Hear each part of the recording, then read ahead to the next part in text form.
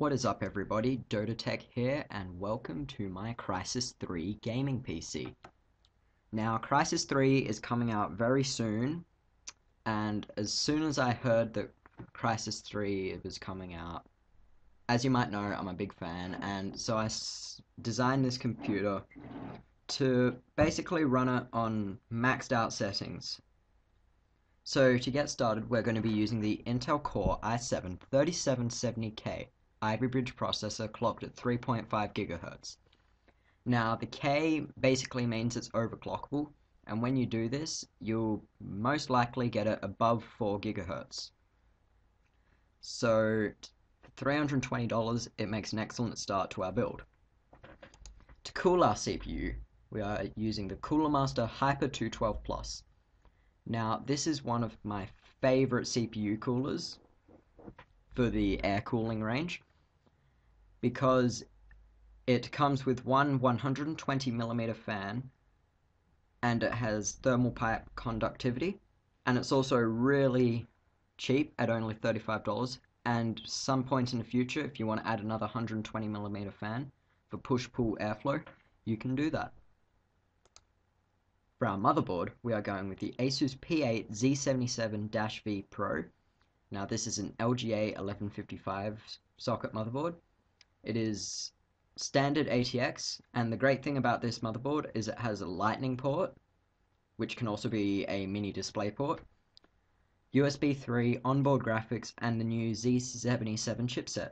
It also has SATA 3 and PCI Express Gen 3. So for $240, it is expensive, but it's also a very great board. For our memory, we are going with Kingston HyperX Blue.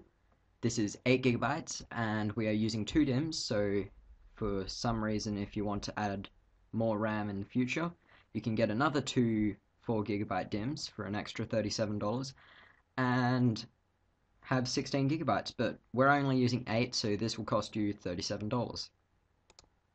For our storage, we are using a Seagate Barracuda 1TB drive.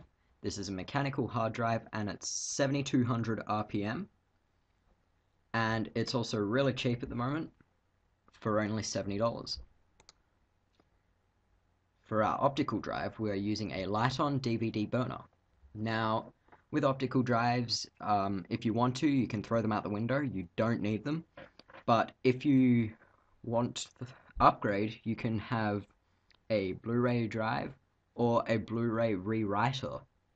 But we're just using a standard DVD burner, so it's going to cost you about $18.